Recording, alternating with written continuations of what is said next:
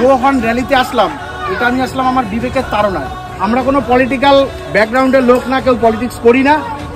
ভারতীয় জাতীয় পতাকা নিয়ে আজকে আমাদের র্যালি করেছি, তার মানে আমাদের প্রতিবাদটা হচ্ছে একদম সাচ্চা। এই প্রতিবাদের মধ্যে না কোনো রং আছে, না কোনো ধর্ম আছে, না কোনো বর্ণ আছে। আমাদের প্রত্যেকের বাড়িতে কন্যা সন্তান, স্ত্রী, বোন, মা প্রত্যেকেই আছে।